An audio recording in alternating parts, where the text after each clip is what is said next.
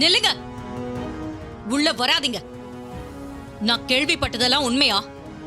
ஈஸ்வரி, என் பேரு சொல்லி கூப்பிடாதீங்க. நான் கேட்ட கேள்விக்கு மட்டும் பதில் சொல்லுங்க. அம்மா, எதுவா இருந்தாலும் உள்ள போய் பேசிக்கலாமா? அப்பா, நீங்க வாங்க. வாங்கப்பா. யார் அவ? 6 மாசமா இந்த வீடு எவ்வளவு ரணகலமா இருந்துச்சு. ஆனா உங்களுக்கு மட்டும் ஒரு பொம்பளை தேவைப்படுது. அம்மா, என்னாச்சு? ஏய், யாரும் பேசாதீங்க. இது புருஷன் பொண்டாட்டி பிரச்சனை. இதுக்குள்ள யாருக்குமே இடம் இல்ல. எல்லாரும் உள்ள போங்க. ஸ்வாதி, அக்கா, நீ உள்ள போ. ஈஸ்வரி, ஊரே என்ன சந்தேகப்பட்டாலும் நீ என்ன சந்தேகப்பட மாட்டேன்னு நினைச்ச. ஆனா நீயே என்ன சந்தேகப்படுறியா? சபையில அவ்ளோ நடந்த பிறகும் எப்படி என்ன சந்தேகப்படாம இருக்க சொல்றீங்க? சொல்லுங்க, எப்படி இருக்க சொல்றீங்க? பரவாயில்லையே பார்வதி, நான் சொன்ன மாதிரி பெர்ஃபெக்ட்டா நடிச்சிட்ட. சும்மா சொல்லக்கூடாது. இன்னைக்கு இந்த ஊர் முழுக்க உன் பேரை சொல்லாத ஒரு வீடு இருக்காது. அந்த அளவுக்கு நீ தான் இந்த ஊர்லயே இன்னைக்கு பிரபலம். என்னமோ மேடம், நீங்க சொன்ன மாதிரி நான் பேசிட்டேன். நாளைக்கு காலையில 10 மணிக்கு பஞ்சாயத்து, 5 மணிக்கு எனக்கு துபாய்க்கு ஃப்ளைட்டு. பஞ்சாயத்துல என்ன நடந்தாலும் சரி, நான் துபாய் கிளம்பி போயிட்டே இருப்பேன். சரி, நாளைக்கு நீ வேலையை முடிச்சு கொடுத்துட்டு உனக்கு பிடிச்ச மாதிரி நீ துபாய்க்கு போ, இல்ல வேற எங்க வேணாலும் போ. ஆனா அது வரைக்கும் கொஞ்சம் கவனமா இரு. அதெல்லாம் நான் பாத்துக்கிறேன் மேடம். இங்க பாரு, அப்படியெல்லாம் ஈஸியா சொல்லிடாத. உன்கிட்ட இருந்து உண்மையை வாங்குறதுக்கு அந்த கார்த்தி பல வழியில டிராமா பண்ணுவான். அவ கூட வாழ்ந்த வாழ்க்கையில நான் பட்ட கஷ்டம் கொஞ்சம் நஞ்சம் இல்ல சார். அதான் அவ சவகாசமே வேணான்னு இந்த ஊருக்கு வந்து ஆட்டோ ஓட்டி பொழைச்சிட்டு இருக்கேன் சார். இப்பதான் அவ டார்ச்சர் இல்லாம நிம்மதியா வாழ்ந்துட்டு இருக்கேன் சார். சகல, நம்மளை விட பார்வதியால இவர் ரொம்ப பாதிக்கப்பட்டிருக்காருப்பா. பேசாம இவரையே பஞ்சாயத்து கூட்டிட்டு போனா என்னப்பா? இல்லைங்க, அது சரியா வராது. இவர் சொல்றதெல்லாம் பஞ்சாயத்து ஏத்துக்காது. நமக்கு வெறும் வார்த்தை மட்டும் பத்தாது. அத்தியோட நகையை அவங்க ஆதாரமாக காமிச்சாங்களே, இந்த மாதிரி நமக்கு எதனா ஆதாரம் வேணுங்க. அப்போதான் நாங்கள் பஞ்சாயத்து ஏற்றுப்பாங்க. சொல்லு ரேவதி. மாமா, நீங்க சொன்ன மாதிரியே சித்தியை நான் க்ளோஸா வாட்ச் பண்ணேன். நமக்கு யூஸ் ஆகிற மாதிரி எதுனா தெரிஞ்சா?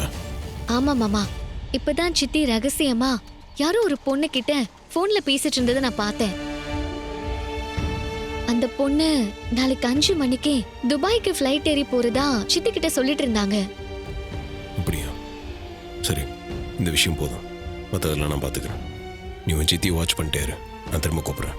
சரிங்க மாமா. எப்பா சகல, என்னப்பாச்சு?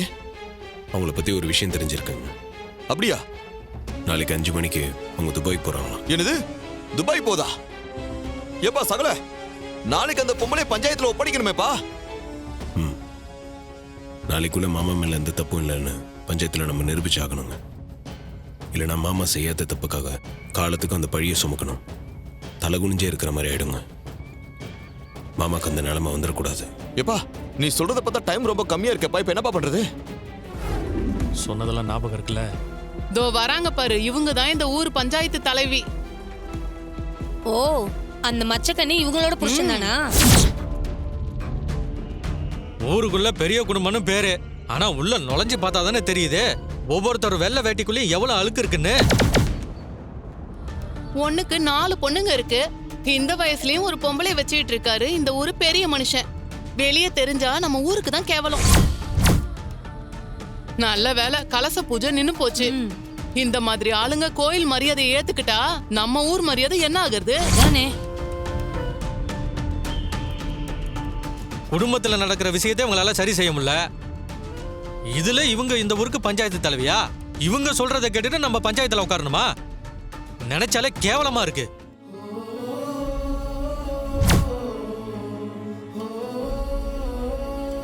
அம்மா, கோத்துல வார்த்தையை விடாதீங்க. அப்பா அப்படி என்ன பண்ணிட்டாரு? என்ன பண்ணிட்டாரா? இவ்ளோ நடந்த பிறகும் உன் அப்பா என்ன பண்ணிட்டாருன்னு கேக்குற? என்னால வெளியே தலை காட்ட முடியலடி. 4 பேரு 4 விதமா பேசுறத கேட்க என் உடம்பெல்லாம் கூசுது. அம்மா, ஊர்ல இருக்கிற எல்லாருக்கும் நம்ம அப்பாவை பத்தி என்ன தெரியும்?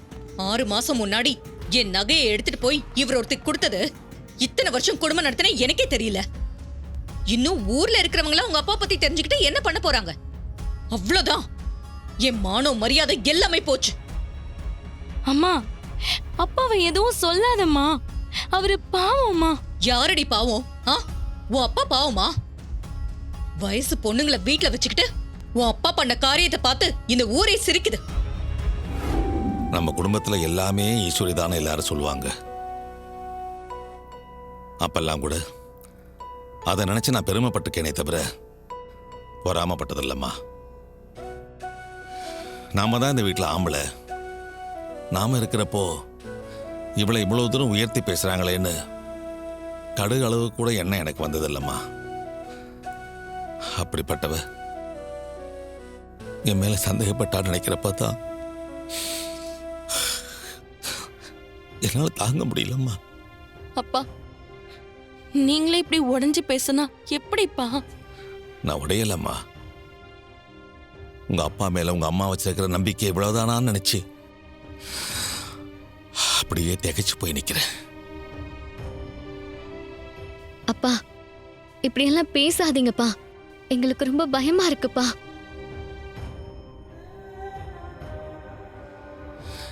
என் பிள்ளைங்க எந்த சூழ்நிலையும் புரிஞ்சுப்பாங்கன்னு எனக்கு நல்லா தெரியுமா. குடும்பம், வாழ்க்கை, பொறுப்பு இதெல்லாம் அவ்வளோ ஈஸியான விஷயம் இல்லைம்மா. ஒரு குடும்பம்னு இருந்தா யாராவது ஒருத்தர் குடும்ப சுமையை சுமந்து தான் ஆகணும். நம்ம குடும்பத்தோட மொத்த சுமையும் நான் சுமந்தேன். அதனால தான் அவங்க அம்மா பொது வாழ்க்கை பிஸ்னஸ்னு ஃப்ரீயாக இருந்தா. அப்படிப்பட்டவ என்னை இன்னைக்கு சந்தேகப்பட்டான்னு நினைக்கிற பார்த்தா மனசுக்கு ரொம்ப வேதனையா இருக்குமா. எல்லாத்துக்கும் சித்தப்பாவும் சித்தியும் தான் காரணம். அவங்களை இப்படியே விடக்கூடாதுப்பா. கார்த்திக் கண்டிப்பா அவங்கள சும்மா விட மாட்டாருப்பா. ஆமாப்பா, நீங்க என்ன பேசுறீங்கன்னு எனக்கு புரியல. ஆனா நீங்க எதுக்கும் ஃபீல் பண்ணாதீங்கப்பா. உங்களை இப்படி பார்த்தா எனக்கே அழுக வருது. மாமா எங்க அப்பா தப்பு பண்ணலன்னு நாளைக்கு சொல்லுவாரு. அதுக்கப்புறம் எல்லாமே சரியாயிடும்பா. சுவாதி, நம்ம அப்பாவை பத்தி நமக்கு நல்லா தெரியும். அது என்ன, உங்க மாமா தனியா ப்ரூவ் பண்ணா மட்டும் எல்லாம் மாறிடுமா? நீங்க எல்லாரும் தேவையில்லாம மாமா மாமான்னு ரொம்ப தூக்கி வச்சு கொண்டாடாதீங்க. நம்ம அப்பா நல்லவரு, அவ்வளவுதான்.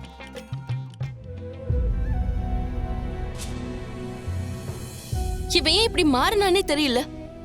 இவன் என்னமோ பேசிட்டு போட்டோம். அப்பா, நாளைக்கு கோவில்ல கலச பூஜைய நாம தான் பண்ண போறோம். நல்லா பட்டு வெட்டி சட்டைய போட்டுட்டு என் அப்பா கெத்தா வந்து அங்க நிக்கணும். சரியாப்பா?